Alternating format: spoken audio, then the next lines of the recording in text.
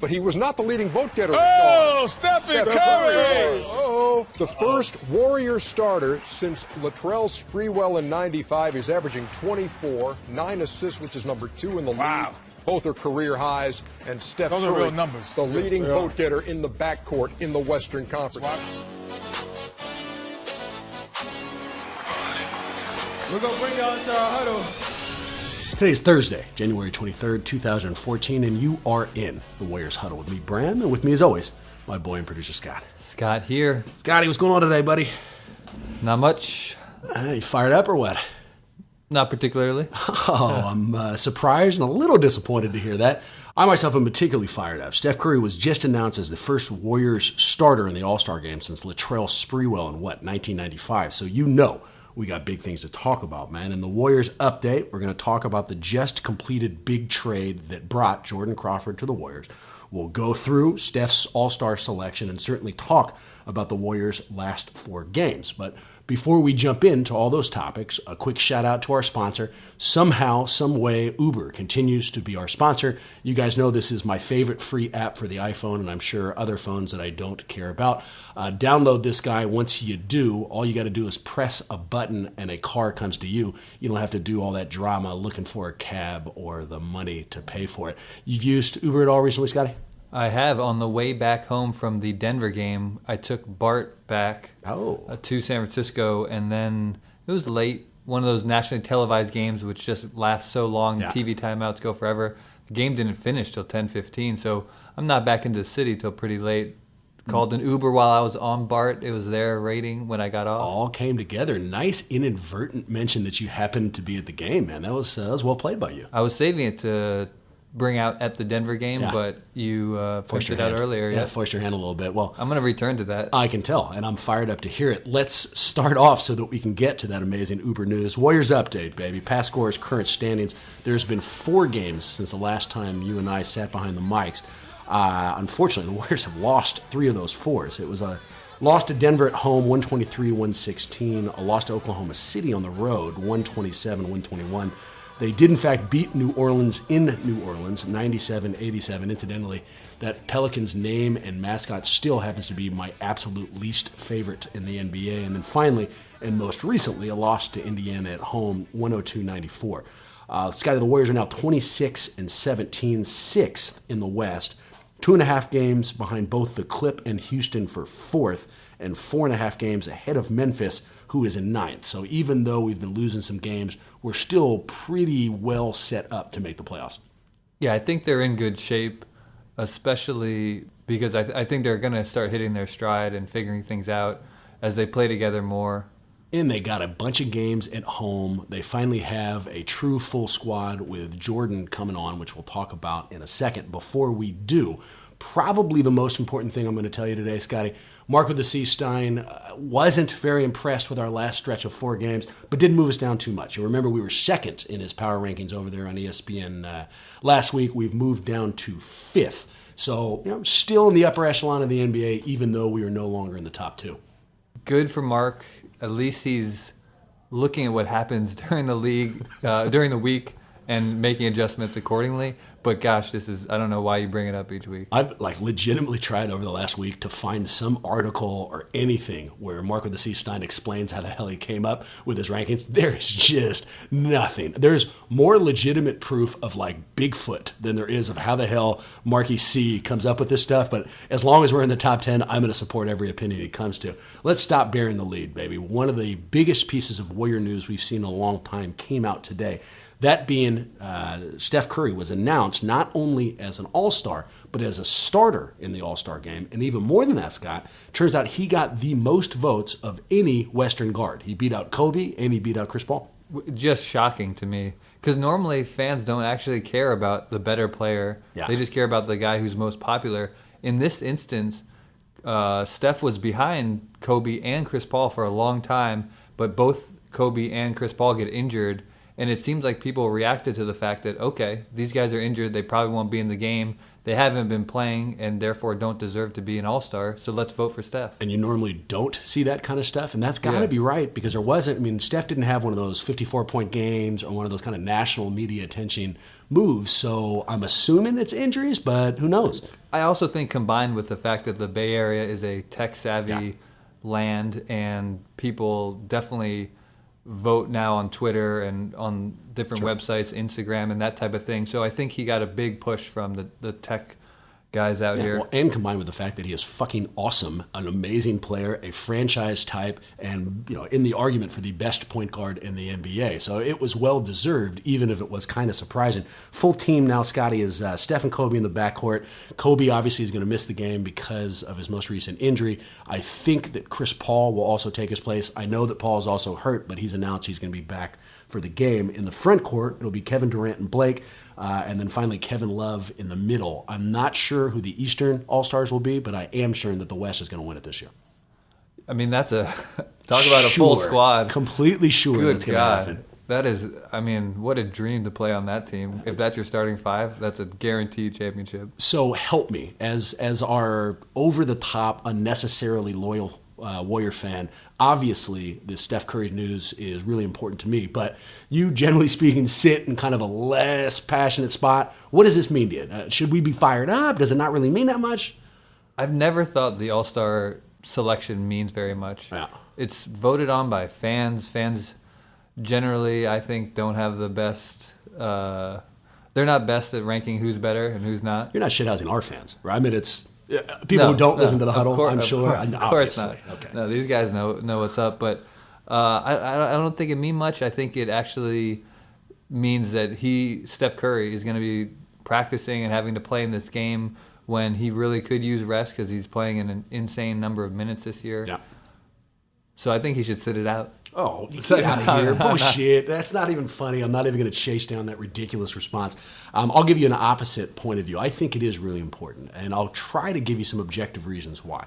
One, this means more national attention, which leads to Steph being considered an actual all-star, not just by fans, not just by players. But what does that mean as far as winning basketball games? Here's exactly what it means. Glad you set me up for that. It also means, hopefully, that the refs are going to start understanding that. Even though Steph has been having a phenomenal year, there's been multiple instances where he's not getting those superstar calls that people like Kobe get, calls that people like Chris Paul get. Steph will get thrown to the ground, and he's not getting something every time.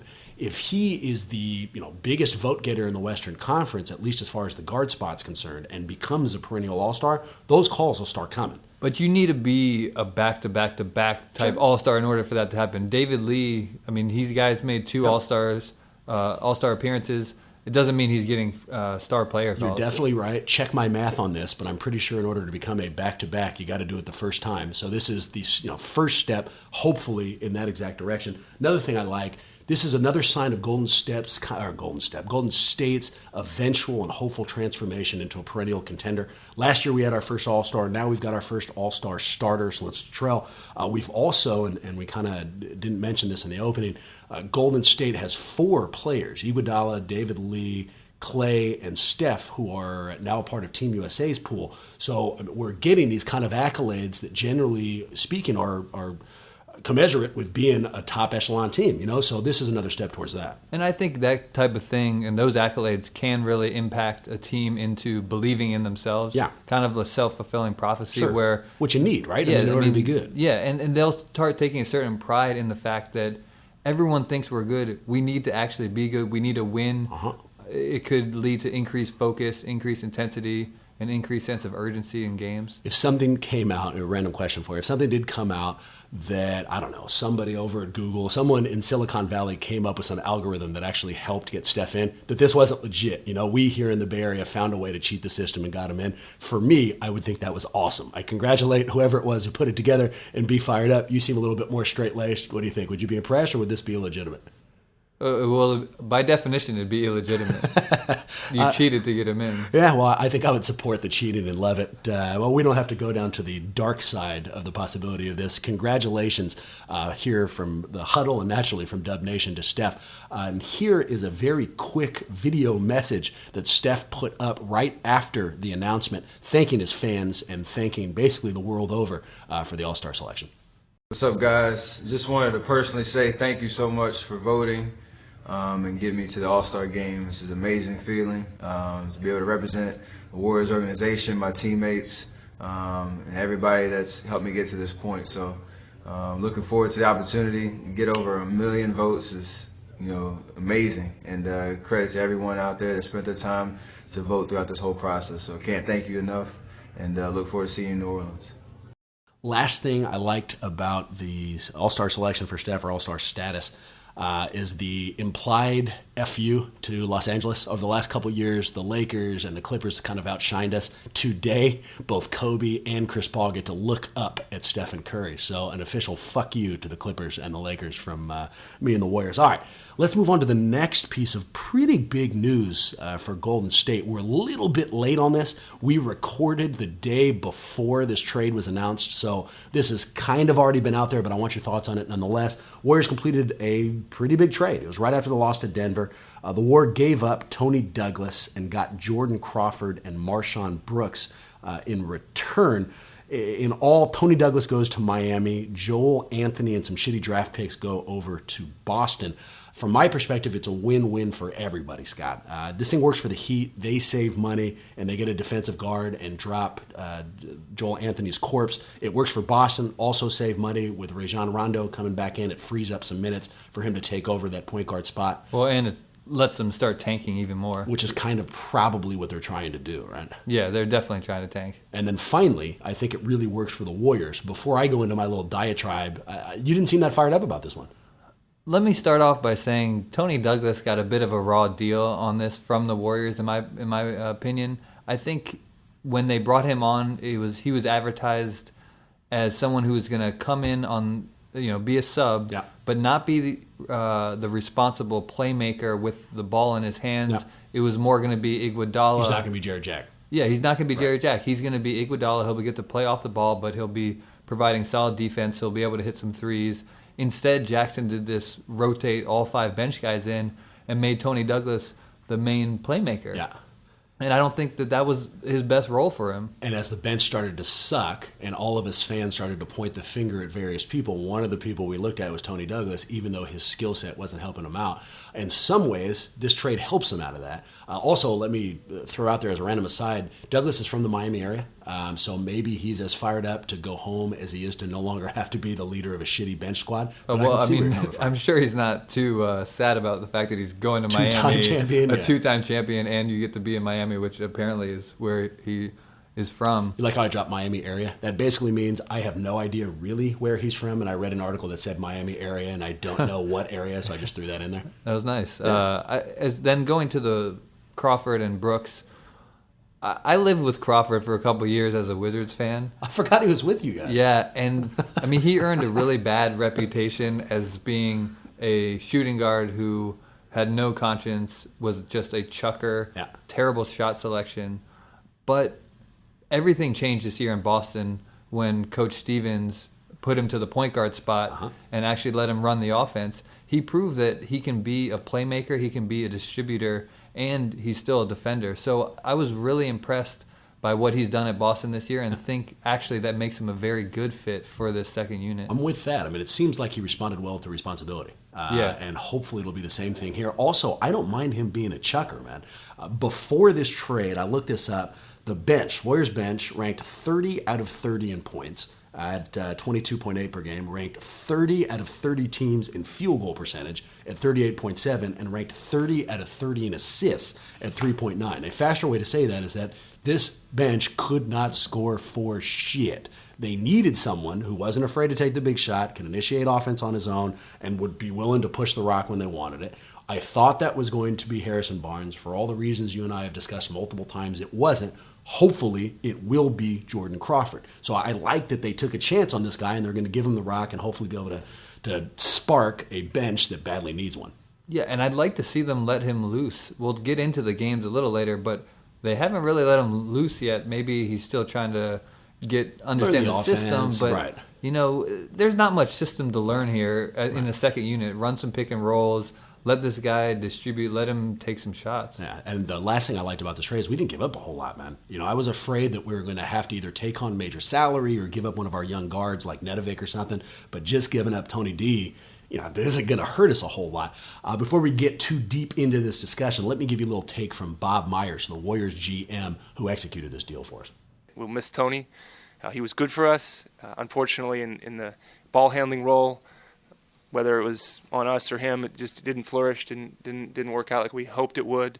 And we hope we got a couple players that can help the bench unit and increase scoring and help us in that capacity. We felt like this worked for us. Obviously, Boston felt like it worked for them, as did Miami. Everybody got something out of it that they liked. We like the fact that he's a ball handling guard. He created his own shot. Great free throw shooter. That's another category we're pretty beat up in. I think 24th or 5th in the league in free throw shooting. We like the fact that he showed he could distribute the ball this year in a more point guard primary role. Not afraid of the moment. Takes big shots, makes big shots. If we were at our previous game, he hurt us. He's dangerous is the word I like to use for a player like that. And when you're facing players, you're so paranoid a lot of times as the GM when you play against certain teams and certain players because they can hurt you. And playing against a guy like him, he can score 10 points in bunches, and that's a factor that we were missing coming off the bench that we think we've been able to add in a player like Jordan. I really like Bob Myers, not just because of this deal. I think he is phenomenal, but every interview he gives, he comes off as intelligent, comes off as candid. He comes off as a guy like I wouldn't mind grabbing a drink with, but you can still trust, He gives you real answers. They're not canned. He's not necessarily trying to hide his cards. Seems like he could be kind of funny, but he's not really playing the funny card until he absolutely needs to, Yeah, I agree. I think he's a good guy from what I've been able to hear and see. I'm with that for sure. Also, here is Jordan Crawford on what this trade meant to him and how it feels to play with the War. When you look at this Warriors club, where do you see yourself fitting in? Just coming in, providing the spark, keeping the same pace, as the first unit, and just, keeping, the fast pace going, getting everybody shots, and, just playing good basketball. So tell me, when you look at the lineup that has Curry and Klay Thompson and Andre Iguodala and Lee and so on, what do you see there, and what do you like there? A lot of, just great basketball players, know how to play the game, high IQ, and just hard to, guard players that know how to play basketball. Boston's in a little bit of a different mode right now than the Warriors. What's it like coming to a team that is contending and has a chance to go somewhere? It's big. You want to help them out any way you can. You don't want to.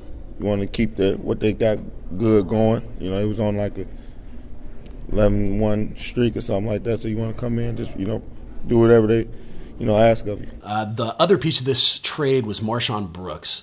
He's a guy who's kind of bounced around to the D-League this year, hasn't been doing a whole lot. Also seems to be a scorer. Last time I saw him play was over in the D-League showcase where he put up, I think it was 28 points or something like that. I don't know how much time he's going to get on this team. I don't think he's going to be around for longer than this year. So really the addition is Jordan Crawford. But we also added Marshawn. Cool name. He has potential. He hasn't quite developed, but sometimes young guys in this league take a while to develop. Mm-hmm. So I don't think he's a bad one to stash on your bench and see what happens, see if he has a good work ethic and tries to get better as the years go on. How young is he? I think he's around 23, but I could totally, 23, 25, I could totally be wrong about Honestly, that. I thought that you didn't know, and I was just trying to bust you out. And it sounds like I might be right, but you had an answer, so that's unfortunate for me. Yeah, he's been in the league 2 years. Good knowledge. Yeah, there you go. The last take, the only person I would have much preferred to bringing in Jordan Crawford was Kyle Lowry. I know that we said that they knocked that out. I know that they didn't like his possible personality and he cost a lot more. That was the guy I thought would make a much larger difference. He's less of a chucker and more of a scorer, but that ship has sailed. It is what it is, Yeah, I was never big on Lowry personally. Fair enough. Let's jump to the games, man. Let's go ahead and take them in chronological order. Let's start with that Denver loss. This is the 123-116 loss. This one was frustrating, man. It seemed like a winnable game. Warriors were well rested, came off 4 days where they hadn't done anything, and they're playing a team I am convinced they're better than. Since Denver's big run during last year's regular season, and since we beat their ass in the playoffs, they've been pretty crappy. And I mean, as far as a roster analysis, this is a team we should be pushing around. A terrible roster. They lost Iguodala and really got nothing for him. Right. And didn't pick up anyone else. JaVale McGee's hurt. Right. Lost Andre Miller basically to bitchiness and age, changed over the coach. I mean, they're going through a lot of turmoil, haven't been winning a whole lot of games, but they still stuck with us on this one, man. And they've been playing well this season somehow. That's true. The Warriors came out and just didn't look smooth, offensively or defensively. In fact, it's possible that 4-day layoff kind of hurt them. You know, you hear that if you take too much time off, it takes a while to kind of get back into the swing of things. That might have been true for the Warriors here. They just never looked cohesive. And Steph in particular, the guy normally plays very chill. Yeah. But this would look downright disinterested. Like, I don't want to be here playing. I'm tired of the game. Well, and he was also the star of maybe the most frustrating play I have watched in my Warriors fandom. Despite the Warriors playing crappily throughout the entire game, they had a real shot to win it at the end. They're down one with about a minute left. Steph has the rock at the top of the key, and he ends up with a random mismatch. It's J.J. Hickson, the 6'8", kind of awful power forward. They did exactly what we were talking about, which is do a pick and roll to get the mismatch and then let Steph do his thing. Right. Steph tries to cross him up, hits the ball off his knee. J.J. Hickson steals the ball from our franchise point guard and now all-star starter, and then races down to the other end where he gets an opportunity for a three-point play. Because Harrison Barnes did a terrible foul. Why? You got to wrap him up. What the hell was that, man? If you're going to foul somebody, foul somebody. Don't just grab them for no reason. J.J. Hickson went bananas in this game. They made him look like a perennial all-star. He had 24 rebounds. And then you take Bogut out for the last 4 minutes of the game. I like I mentioned earlier, I went to this game. Yeah. I was rolling deep. I had my wife, my wife's brother, his wife, his brother-in-law, which I don't know what that makes him to me, and then their friend. And how many people, when they say rolling deep, are referring to their wife and their wife's family? That is awesome. Go ahead. And some of the people in our group aren't too up on basketball, and they were turning to me with questions such as, why isn't Bogut in the game? And putting a lot of pressure on me as somebody who knows basketball. I actually had no answer for it. I don't know. Even these people who didn't know anything could point out the fact that they're getting killed on the boards without Bogut in the game. Especially by J.J. Hickson. I don't know either. I don't know if it's the whole hack of Bogut thing. There was a couple instances in the last 4 games where we didn't see a Bogut in the fourth. It was an obvious decision by Mark Jackson, not one that I support. Now, Jackson has been phenomenal for us. I'm not ready to call for his coaching head or anything like that. I support him. But why the hell we would not have our best post presence and rebounder in a game that we were desperately getting out rebounding in, I do not have the answer for. Especially because you had Ty Lawson and Nate Robinson driving to the hole at will. Yeah. And there was no one there to step up and stop Randy them. Foye, the loser, was also killing us. In fact, I thought that was kind of one of the ironic portions of this game is that we really needed Tony Douglas in a game. We haven't needed Tony Douglas at all. Then we trade him, don't have Jordan Crawford back, and we get killed by these small guards who Douglas would have been perfectly suited to pick up. In fact, one of the subplots of this game that drove me crazy, Nate Robinson just murdered us, man. Oh, my gosh. How do you let that happen? The guy's 5'9". I can't stand him. He put 14 up in the fourth, ended up with 24. I've said it before. I'll say it again now. I hate him, Scott. I hate him. And I don't know why. I shouldn't. This is the type of guy you should feel good for. He hasn't had an opportunity. He's overcome being a small guard. I hate his square head. I hate the terrible shots that he puts up and makes. I hate when he puts his arms out and pretends to be a goddamn airplane. I just can't stand him. I hate his face. And complains about every call afterwards. Every time he gets hit, he thinks it should be a foul. He should be in the D League. Just be happy that you somehow made it out onto the floor and stop showboating, you bastard. I think that we can add watching Nate Robinson get hot against your team to one of the worst things that can happen to you in sports list. It's very scary, and it's a terrifying feeling and a frustrating one because the guy is 5'9", and there's just no way that he should be able to score at will like he was doing. Exactly. I don't understand it. As long as I'm talking about things I don't understand. Wilson Chandler, he of the wretched, filthy, nasty mouth that infected David Lee's elbow and who we called Gila Monster for a while, if memory serves, has one of the ugliest and most strange tattoos I've ever seen. He's got tattoos all over his upper body, except for a space right around his Adam's apple. That part is basically clean, but he's used that clean portion around his Adam's apple to make it into a face tattoo. Like it's like an outline of a face tattoo, and then you can see through it. It creeped me out every time he got to the free throw line. That's interesting. From the Club 200 seats I was in, I was not able to make that out. I couldn't tell. One of the few upsides of watching the game from the house as opposed to in the arena is that they had all these close-ups, and they kept showing that face tattoo. Face tattoos in general are really hard to pull off. A face tattoo on your neck is awful. Last take, we've spent at least 20 minutes on this during the Denver's playoff series. We won't do it again. But Evan Fournier, there's nothing about that guy. Here you go again. I'm going to stop it. I'm not going to go Chandler Parsons on his ass, but he still looks like Catwoman to me. He still sounds like the French word for pornography, and I still think he should stop wearing mascara.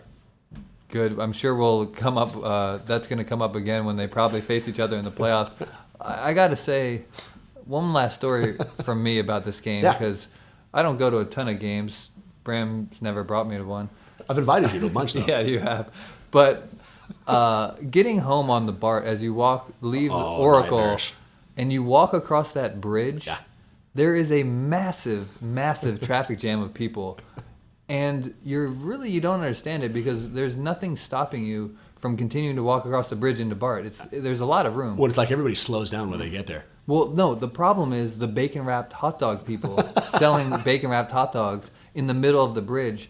It creates a massive traffic jam. They need to move those people. So just to set the stage for those people who haven't seen it, the BART station is right next to the Coliseum, but it's across the freeway. So in order to get there, you got to take one of these little overpass bridges, and that's the bridge you're talking about, yeah? Yeah. It's mind-boggling that they let these people sell this bacon-wrapped hot dog and create a massive fire hazard on the bridge. If there's a phrase I like more than mind-boggling, I'm not sure what it is. Let me give you something else that may boggle your mind.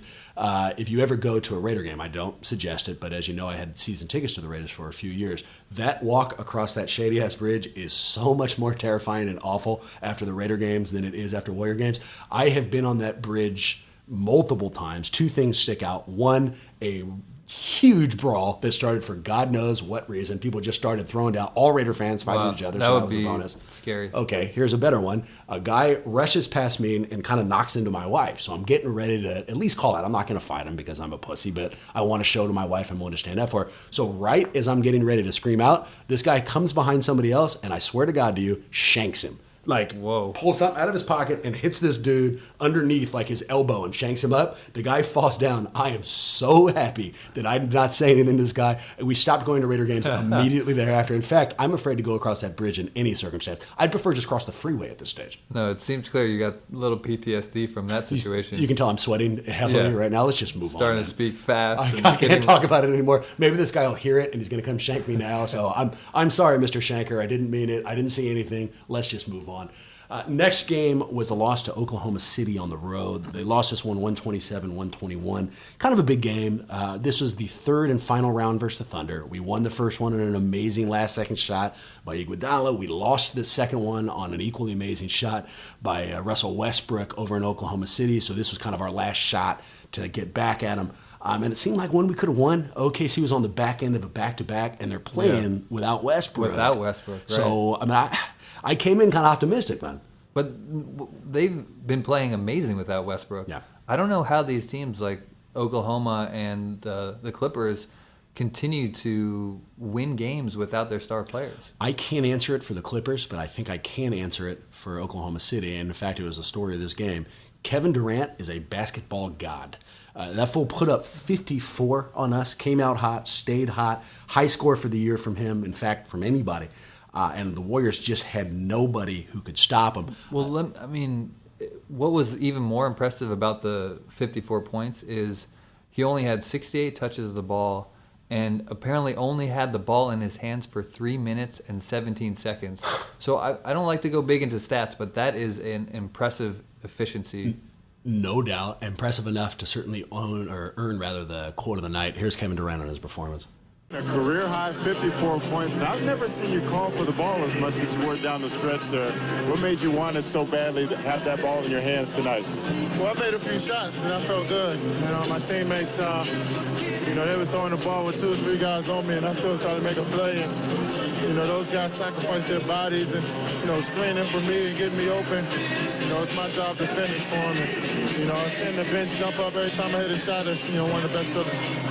Is that taking care of business there, playing behind him? Yeah, nice post-game jam. Yeah, there's like 5 or 6 songs, that they probably play behind every win. Celebrations, one of them, we saw that from the Warriors all the time. Yeah. Taking care of business, I feel like, is one of the underused ones. That seems like it would really apply.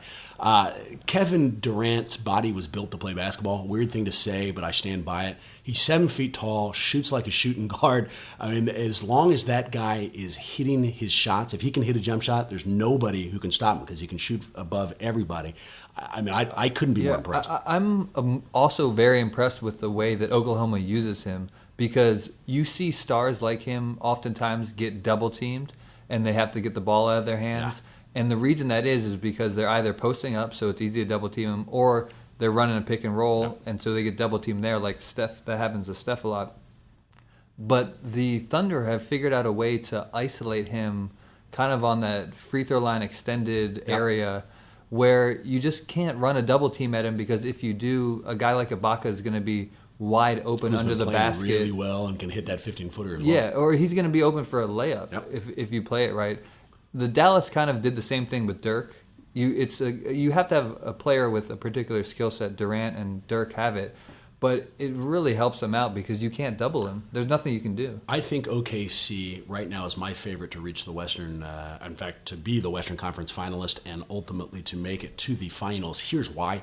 1, Kevin Durant is the beast for all the reasons we've already listed. But 2, and I'm going to screw this quote up, but I remember something from the beginning of the year, I think it was on Sports Illustrated, where Kevin Durant said, look, I've always come in second. I was the second highest rated guy in my high school class. I was the second overall pick in the draft. I've come in second every year for MVP voting. I am tired of coming in second. You combine elite level talent with elite level angry motivation, and you're going to get the kind of run we're seeing from Kevin Durant right now. I think when push comes to shove, these guys are going to beat out San Antonio and probably make it in the finals against Miami. Yeah, I think it's definitely a year for the Thunder.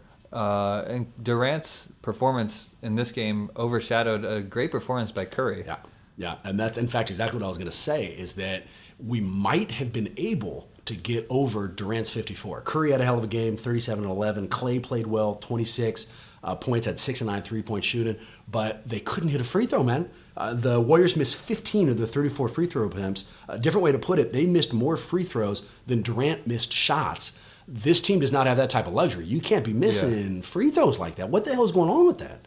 They need to spend some time in practice on free throws, because those win and lose basketball games, just plain and simple. Yep.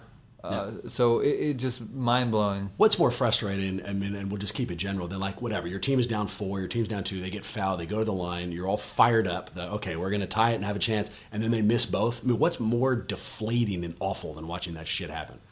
I can't think of anything. It's one of the worst moments in sports. Maybe Nate Robinson getting hot. Okay, there you go. Exactly right. Or being forced to watch Evan Fournier's face. Last question about the OKC game. How the hell is Derek Fisher still in the league? It's beyond me. The guy has developed old man game and just has the respect of enough players that he'll get playing time, apparently. I refuse to accept him as an NBA player, and it was frustrating seeing him out in the court trying to guard Steph. All right, let's move on, man. Let's talk New Orleans. This is the only win we get to talk about, so let's savor it while we can. The Warriors' next game was a win in New Orleans, 87-97. They needed it. There was 3 in a row at risk. They lost one. They obviously would have lost 3 in a row, and they're playing against a banged-up Hornets team. No Ryan Anderson, no Drew Holiday, no Jason Smith, and the Hornets had lost 7 straight. So the Warriors should have won this one, and they did. Let me just say right off the top, Drew, J-R-U-E, from Drew Holiday is a very annoying name to me.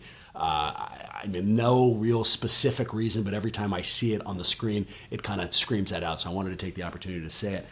That said, Warriors didn't look dominant.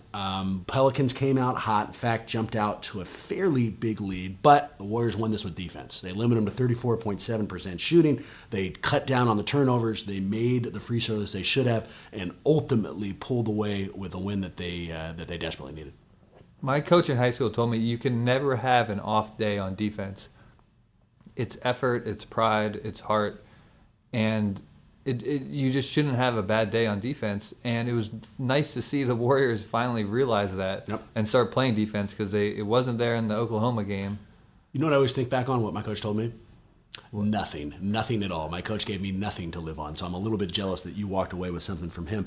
Another thing worth noticing on this game is they actually got a contribution from Jordan Crawford. Warriors only led by 2 towards the end of the third, but then Crawford got hot, scored 5 straight, pushed the lead to 7, and the Warriors never looked back. So it was good to see it wasn't just me whose attention he caught. Here is Coach Mark Jackson talking both about the importance of the win and how Jordan Crawford helped them get it. Well, you got to feel good. It was a big bounce-back win for us. Have not played up to par. I thought the first half we were not as sharp also, but the second half we regrouped, we battled defensively, we took care of the basketball. Just a quality win for us. These are the games that you've got to put in the bank when you have the opportunity. Jordan had a big game off the bench where you hit a few big shots when you guys needed them. But what can you say about what the guy has done in just 2 games here? Well, we talked about it. He's a guy that you can throw him in any park or any team, and he's going to be comfortable because of his ability to score the basketball.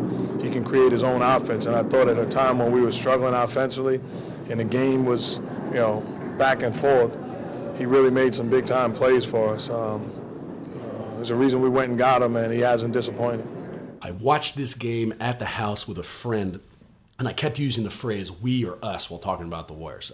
We need a basket here. We need a stop. The refs are screwing us. Those types of things. And towards the fourth, the friend finally leans over and asks me, "Do you play for the Warriors?" Kind of condescendingly. I wasn't listening, so I said no. And he goes, "Whoa, why do you keep using the phrase "we" or "us"? Let me ask you, man. Well, that's some unnecessary stickling just right like there. a nice little, you're absolutely right. He didn't need to take the shot, but.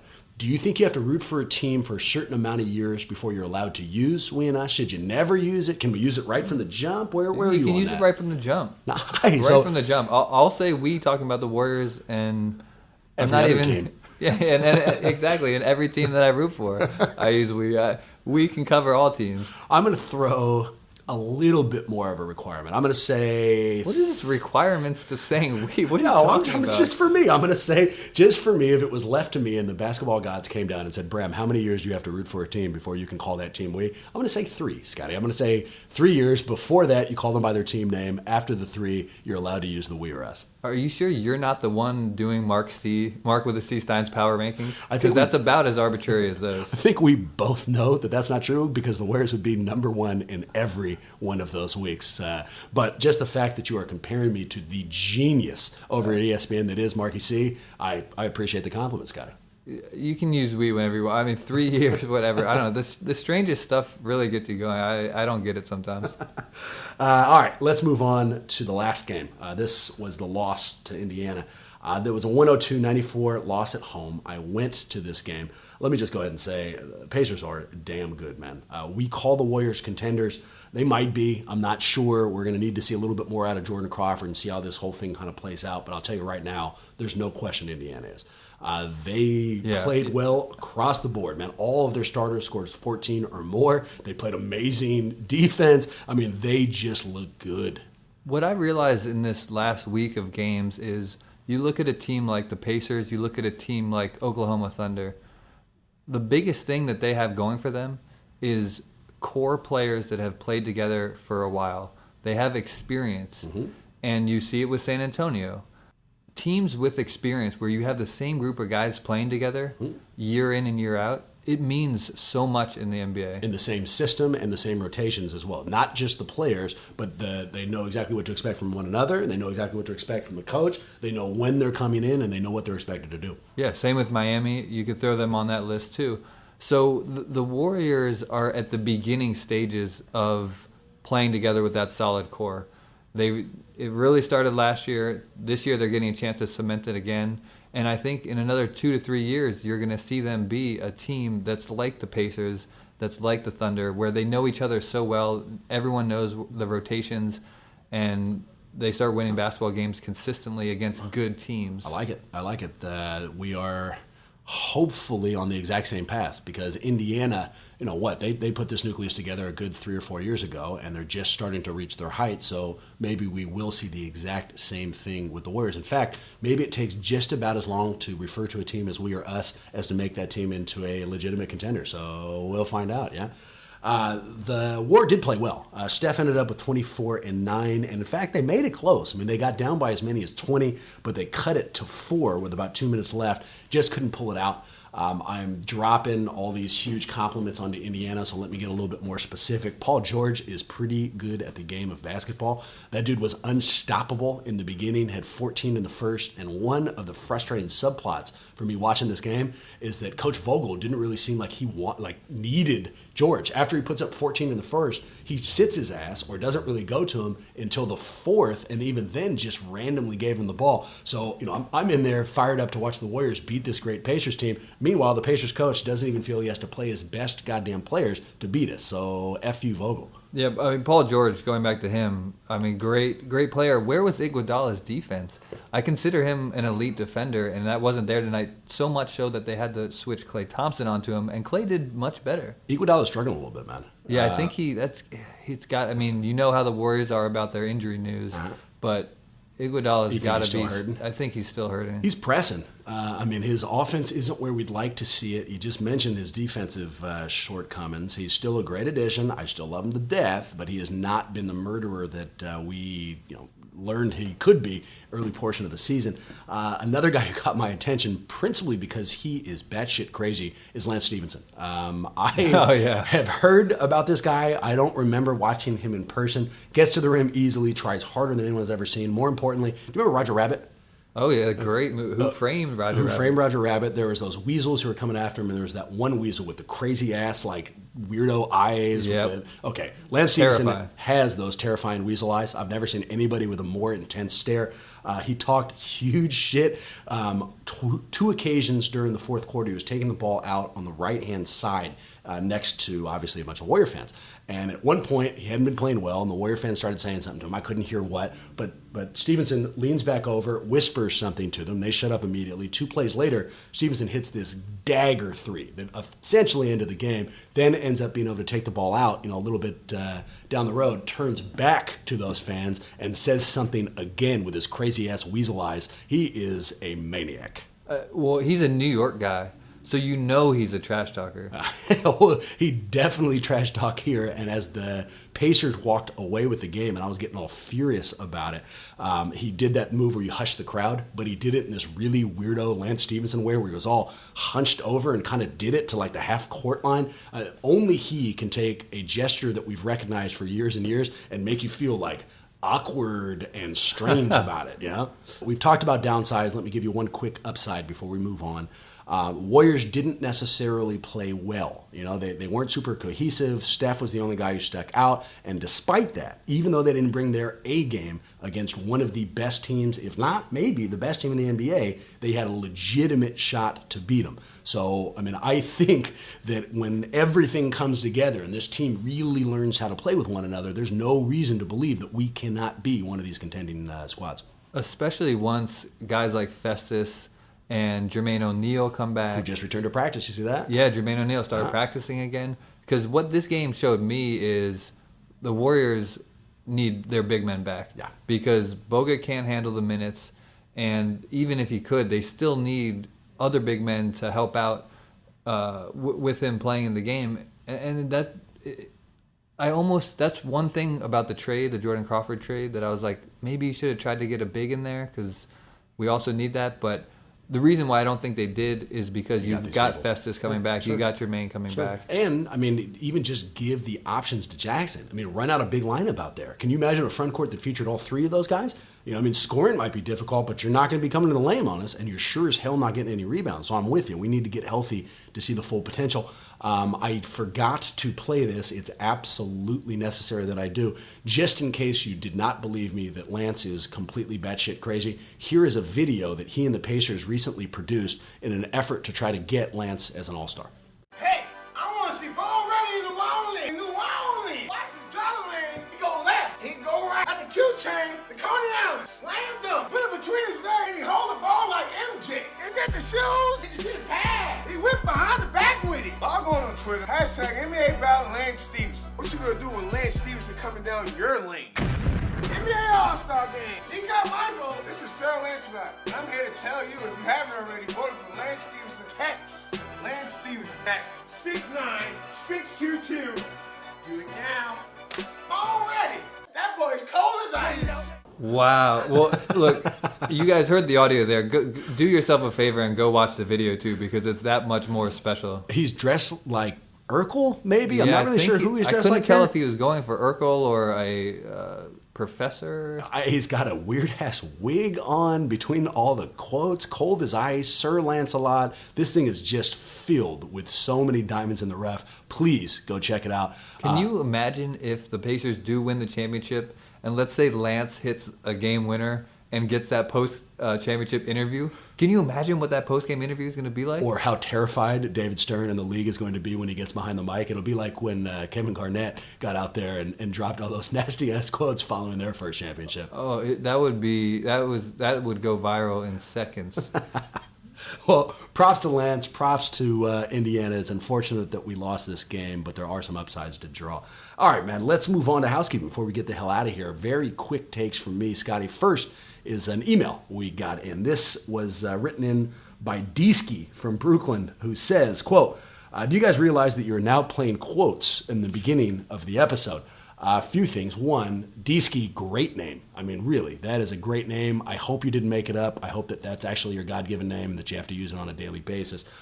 Two, yes, we did recognize that. That's exactly why we put it in there. And three, finally, you might want to go see a medical professional for a condition most people know as stupidity. Your call. I mean, I don't want to force you to do anything you don't want to do, but it's a suggestion. I mean, it's almost like, have you ever interacted with a cop? Maybe you get pulled over for a traffic stop or whatnot, and they ask these questions to you in a way that the only way you can respond is a sarcastic asshole response. Yeah. Like, do you know that you were speeding? And you're gonna sound like sarcastic asshole when you respond. That's kind of how I felt in responding to this. There was nothing you could say that wasn't gonna be a asshole comment. I will definitely go sarcastic asshole against Deesky from Brooklyn, but I'm not taking any of those takes against cops, man. You're a bigger badass than I thought. No, I'm not trying to do it. It just they ask these blatantly obvious questions like, do you know you're in a car right now? It's like, yeah, I know I'm in a car. I'm driving. Meanwhile, I'm saying, great question, officer. Yes, I am in a car. I had not noticed that. Any housekeeping from you? No, I got none. Oh, sweet, man. Well, quick and easy episode. Let me give you a quote before we get the hell out of here.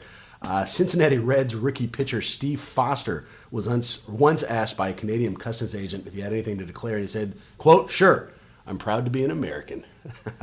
Closing, baby. If you want to find us on Twitter, we can be found at Warriors Huddle. Our Gmail account is warriorshuddle@gmail.com. Our website remains NBAhuddle.com, and we can be found on iTunes as well as a bunch of other streaming services. But iTunes, please hop on there, rate us, give us a 5-star, and subscribe so we can get a couple more downloads. Really love hanging out with you guys. Hopefully, we'll see you next week.